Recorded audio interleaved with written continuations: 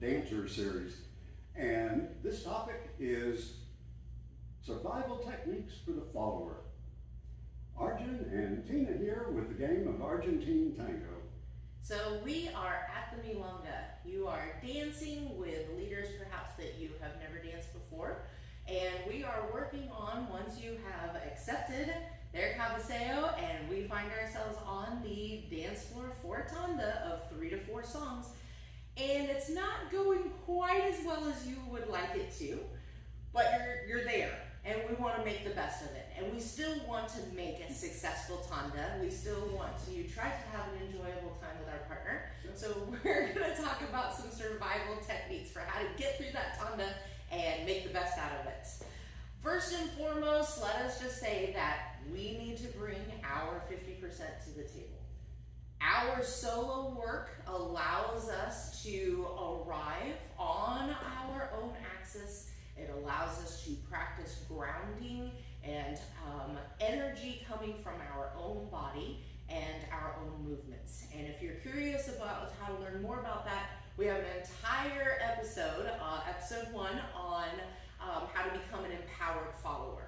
And so first and foremost, we want to make sure that we are bringing our most empowered selves to the equation.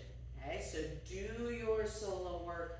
Work within your own body, because if you are comfortable moving within your own body, then you are bringing a positive effect to the partnership itself.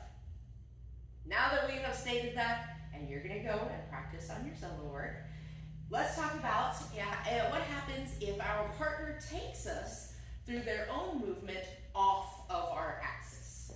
So let's say that my leader takes a further step than I was intending, and now I have been taken off my axis, okay?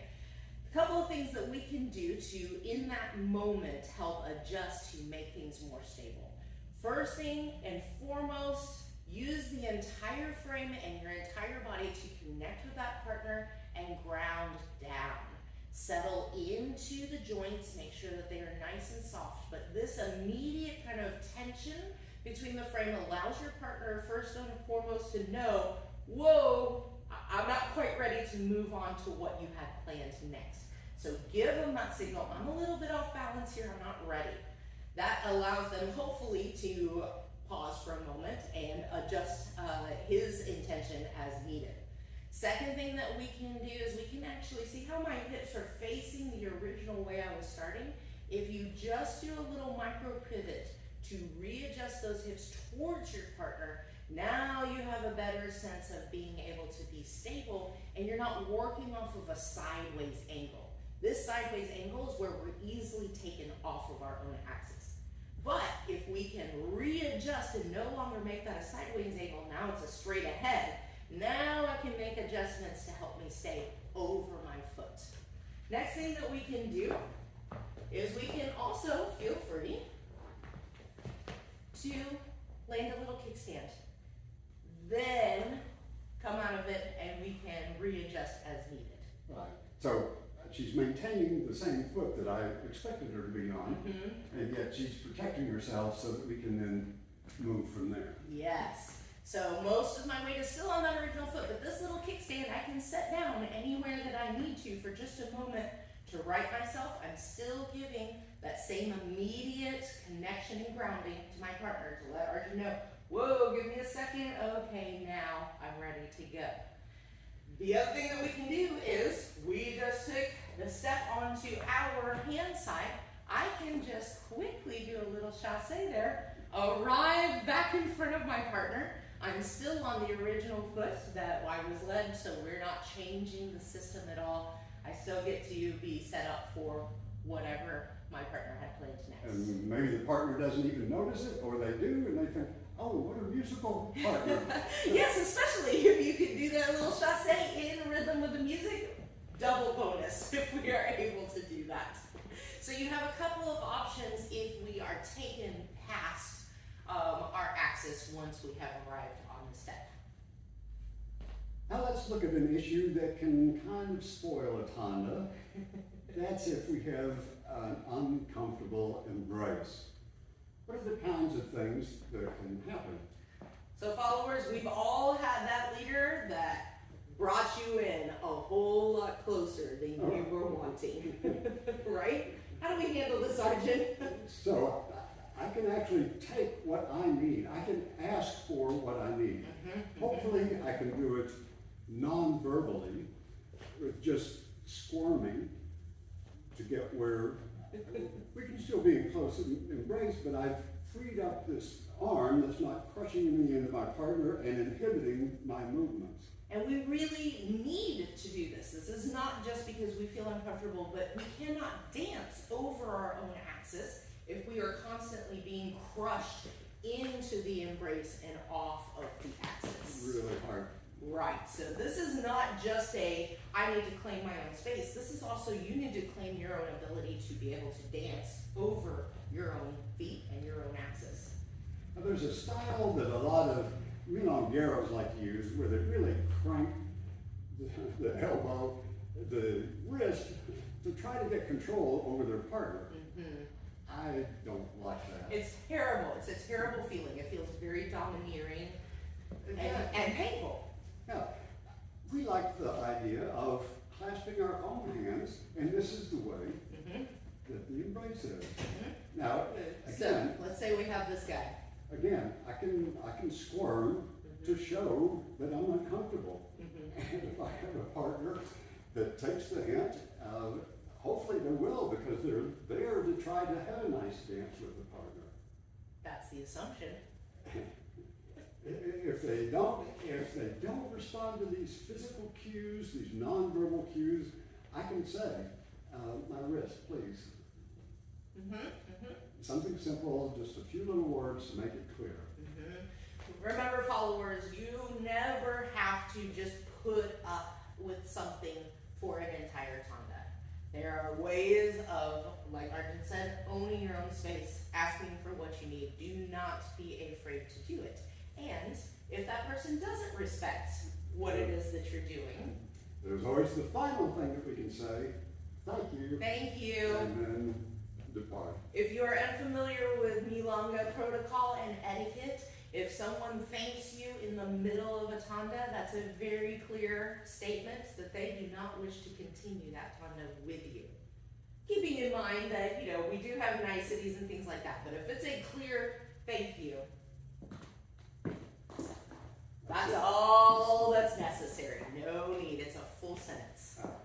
One other thing, as we're approaching, let's say we have a structural injury or damage or something, we can still dance safely, and that's the key consideration. If I've got something that an unaware or careless partner forgets that's going to injure me, we shouldn't be exposing ourselves to that.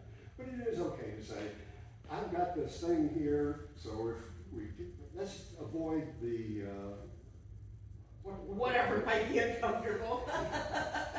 Oh, so I just had this shoulder operated on. Can we keep the embrace down here? Something like that. Perfectly fine. Yes, absolutely. Okay.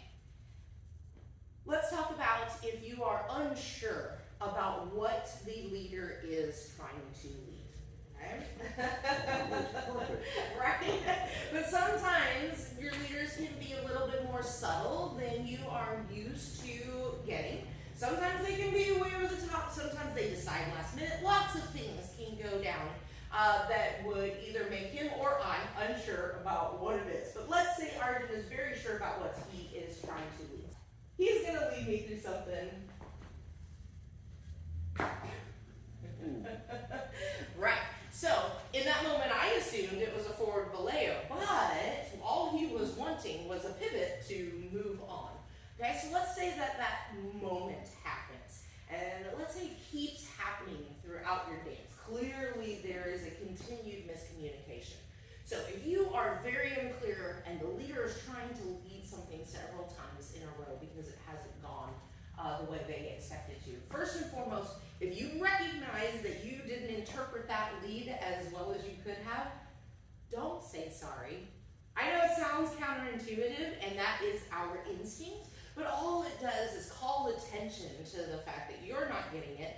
Then you're putting the burden on your leader to go, oh, no, it's okay. It just creates, there's no need. take sorry right out of your verbal repertoire, okay? It is not necessary. You can give a little hand squeeze through the hand side of the frame to recognize, hey, I know you're trying to do this thing. Give me a hot second to try to figure out what you are trying to do. You can just give a little giggle, a little oopsie, just something, or you can just, make eye contact and, a little smile. Let's take sorry out of our verbal response there. What I can also do as a follower is open up my curiosity. I'm assuming, there's our problem word. I'm assuming right here because I like to do a front balloon right there because it's fun. I like to kick myself, okay? But if I open up my curiosity and be a little bit more patient, then I can see that there was actually something completely different intended right there. So be curious about what is happening and try to avoid falling into your rote habits that you're just used to doing over and over and over. And we know things that happen in a ronda. We might get blocked, and we might have to stop a move on the fly. Or we might be responding to the music, maybe in a different way that our partner's listening to it. So we want to be available to respond. Yes. Another way that we can make ourselves available to respond is by separating the parts of our body that are moving. So if I allow my frame to accept that rotation, recognize that it's stopping there, then the hips come through, I'm more likely to have correctly interpreted what was being led right there. And vice versa, if Argen is actually leading the forward phileo, and I'm being nice and patient, that gets an even snappier movement because the movement spiraled down my body as opposed to the whole block happening at the same time. So we want to try to separate what is happening through the frame and give it a little bit of a delay just to double check that we are hearing what we think we're hearing. And at the end of the day, if you have tried all of that and it's still not working, that's okay. Get into whatever position and then guess what? Let your leader fix it. There is no need to tiptoe, what did you do, what? Be patient, be still, clamp down on that frame, and communicate to your partner. Still not getting it, let him readjust, get on whatever foot he needs to move on off of that path. There may be times, maybe we're blocked or whatever, but we just want to, as leaders or followers, just do a reset. Reconnect with the music, and then decide what to do. Let's say that we've recognized a failed lead. It just feels like there was some kind of bobble, awkwardness. It wasn't right. Two situations. If we're in a class or in a practica, we would like to use our best technique and ask our partner for their best technique. So if I don't feel the lead, if I don't understand the lead, I can basically just wait and insist that I get the correct lead. Now to drive home the point, this is during practices, practicas, dance time during classes. Okay, milongas are not the time and space to be giving verbal feedback to one another. If we find ourselves in that situation, however, I am a big, strong believer in giving the most accurate feedback possible, so that way your leader doesn't operate under the delusion that A, he did it right, because you're doing whatever he's wanting you to do, right? But we also want him to recognize the exact moments at which the lead is not as clear as it could be. So if we are giving the most accurate feedback to our partner, such as not moving if we didn't feel a very clear lead, not making weight changes, not making pivots, anything that was not clearly led, don't do it. Because then we give our leader a chance to recognize, oh, that didn't work. I'd rather do something else. I need to do something else. I need to learn more.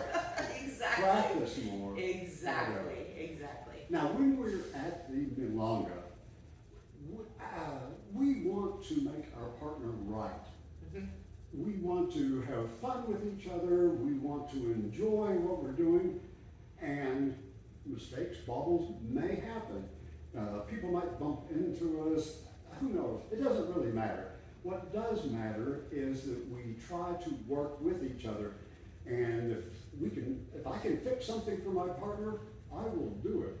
I'll do whatever makes the most sense that works for them. And as Tina covered in the previous segment, we have these techniques. We can either wait as long as we can before committing to a step or movement, or we can simply hold until things settle down and our partner reconnects with us. Again, do not be afraid of the power of the pause. Pausing where you're at, opening up the frame just a moment, reconnecting with each other and with the music. At the milonga, if you have accepted a cabeceo from somebody completely new, obviously you don't know what experience level they are. And a lot of times followers like to bemoan whenever they get a beginner dancer. Oh, it's so boring. I don't want to dance with the beginners. I want to dance. A different mentality will suit you and actually benefit you quite a bit in this circumstance. I love dancing with beginners. And in fact, if you take a look at teachers and you wonder, how is this teacher so good at everything that they do? Well, we'll let you in on a little secret. We literally get to practice our basics thousands and thousands and thousands of times because we're dancing with beginners during our lessons. And if we use that opportunity to actually really make sure that we are dancing with the best technique, connection, musicality, etc., it doesn't matter if all that beginner does is walk around the floor with just a few cruzadas. I'm using those 3 minutes to make sure that my walk is as perfect as I can possibly make it. If you can take a look at those tandas and use them as practice opportunities and not roll your eyes and oh my God, this is gonna be so boring, but actually use this time to work on the things that you want to work on within your own dancing, that's just free solo work as far as I'm concerned. Yeah. Different mentality can make all the difference. And let's say on the opposite side of things, we lucked out. We were able to cabeceo, or we're mirada, given a mirada and accept a cabeceo from somebody that we know is an expert dancer. Or leagues above us, yes. So common to have that nervousness, that fear, oh, I'm going to disappoint them, I'm not good enough. I'm going to mess it all up. Erase that. That is not right. We are always good enough.